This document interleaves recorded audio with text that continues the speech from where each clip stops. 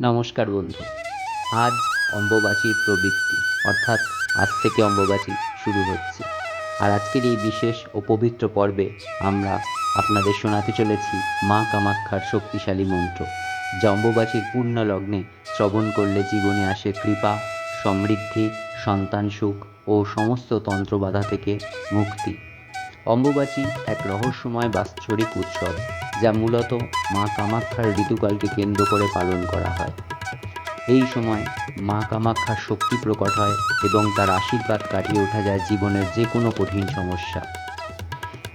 এই মন্ত্রটিতে মা কামাক্ষা দেবীর মূল বীজ মন্ত্র রয়েছে। ঐং, যা জ্ঞান ও শক্তি; হ্রিং, মহাশক্তির আকর্ষণ ও কৃপা; আর ক্লীং, কামনা পূরণের মহাশক্তি নির্দেশ করে। কীভাবে এই মন্ত্র জপ করবেন? অম্বুবাচীর সময় মা দুর্গা, মা কালী, মা তারা বা মা কামাক্ষার ছবি বা মূর্তির সামনে বসুন। ধূপ প্রদীপ জ্বালিয়ে মনোযোগ দিন দেবীর দিকে। চোখ বন্ধ করে মন্ত্রটি জপ করুন বা মন দিয়ে শুনুন। সম্ভব হলে 108 বার জপ করুন। মনে মনে বলুন, আপনার ইচ্ছা, মা ঠিক শুনছেন। এই মন্ত্রে আপনি লাভ করতে পারবেন সন্তান লাভের আশীর্বাদ, সংসার জীবনে শান্তি, শত্রু নাশ, বাধা ও তন্ত্র সমস্যা থেকে মুক্তি, মানসিক শক্তি ও আত্মবিশ্বাস। বন্ধুরা, মা কামাক্ষা দেবী তন্ত্রের এক মহাশক্তি। এই অম্বুবাচীর পবিত্র লগ্নে মন্ত্র শ্রবণ করলে যে কোনো সংকল্প সিদ্ধ হতে পারে। ভিডিওটি ভালো লাগলে লাইক দিন, শেয়ার করুন এবং এমন আরও শক্তিশালী মন্ত্র পেতে আমাদের চ্যানেলটি সাবস্ক্রাইব করুন। কমেন্টে লিখুন, জয় মা কামাক্ষা, আপনার বিশ্বাসের শক্তিকে জাগ্রত করতে। তাহলে চলুন মাকে প্রণাম জানিয়ে এই শক্তিশালী মন্ত্র জপ ও শ্রবণ করি।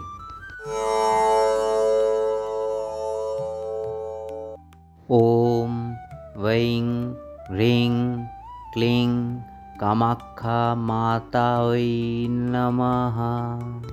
ওম ঐং হ্রিং ক্লিং কামাক্ষা মাতায় নমঃ। ওম ঐং হ্রিং ক্লিং কামাক্ষা মাতায় নমঃ।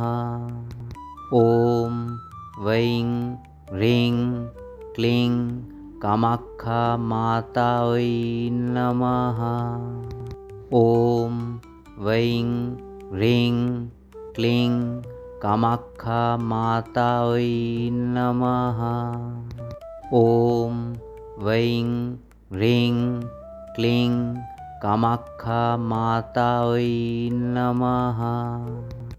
ওম ঐং হ্রিং ক্লিং কামাক্ষা মাতায় নমঃ।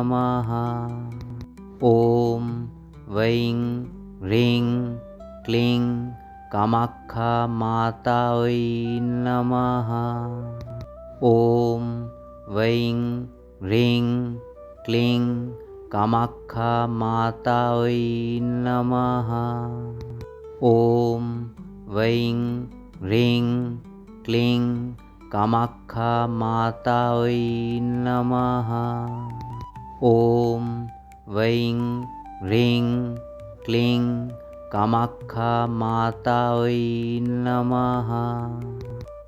ওম ঐং হ্রিং ক্লিং কামাক্ষা মাতায় নমঃ।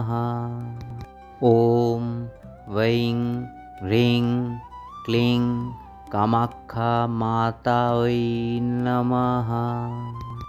ওম ঐং হ্রিং ক্লিং কামাক্ষা মাতায় নমঃ। ওম ঐং হ্রিং ক্লিং কামাক্ষা মাতায় নমঃ। ওম ঐং হ্রিং ক্লিং কামাক্ষা মাতায় নমঃ। ওম ঐং হ্রিং ক্লিং কামাক্ষা মাতায় নমঃ। ওম ঐং হ্রিং ক্লিং কামাক্ষা মাতায় নমঃ। ওম ঐং হ্রিং ক্লিং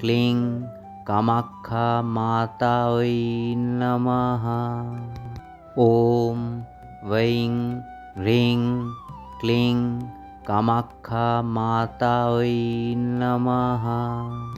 ওম বৈং হ্রিং ক্লিং কামাখ্যা মাতায় নমঃ। ওম বৈং হ্রিং ক্লিং কামাখ্যা মাতায় নমঃ। ওম বৈং হ্রিং ক্লিং কামাখ্যা মাতায় নমঃ।